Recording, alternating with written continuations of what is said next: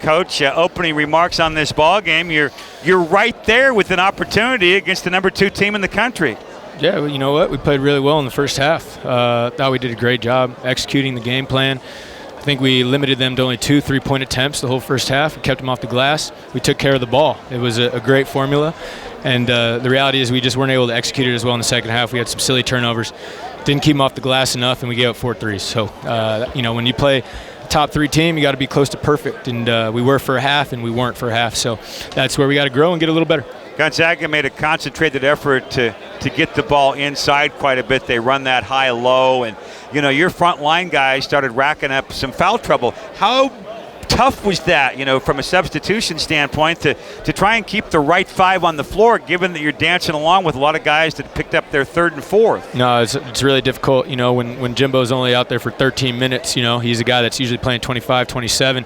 And, it's a physical game both ways, and nobody on their team fouled out. I think you can kind of point to that as something that was difficult for us to overcome when you're not, they can't guard Jimbo down there. They know it, and the fact that he was only able to play 13 minutes made it really difficult for us to punish him.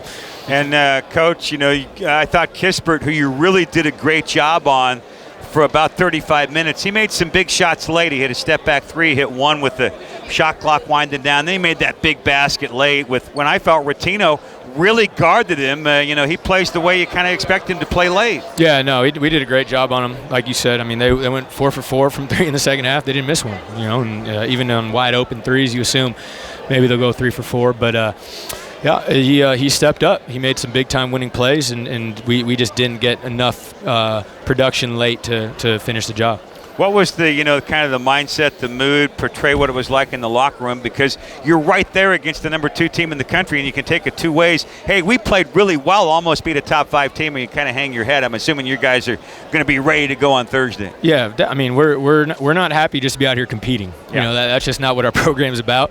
We feel like we're good enough to beat this team, and we are. We beat them for 35 minutes, but we got to finish the job and find a way to finish that last 5-minute stretch. And there was a lot of disappointment in the locker room. I think we came into this game expecting to win. We weren't just happy to be around. And the fact that we controlled the game for 30, we had the lead for 26 minutes, 10 lead change. We belonged in this game. Bottom line, we belonged in the game.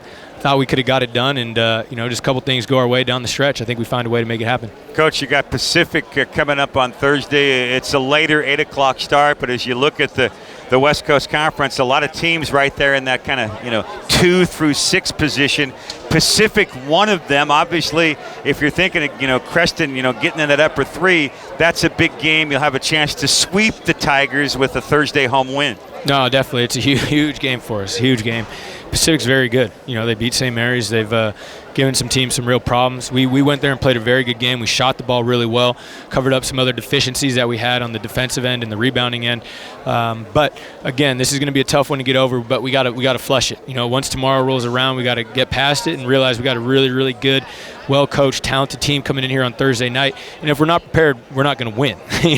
This team is great because we have great kids and we're able to execute game plans and we bring great effort. But if we don't match or bring that great effort, we're just not where we need to be to be able to sleep through games. So it'll be stressed all week. I think our guys will come out and play extremely hard and be really hungry to get back on our winning ways. Coach, appreciate the post-game visit. We'll see you out here on Thursday. Thanks a lot, Pat.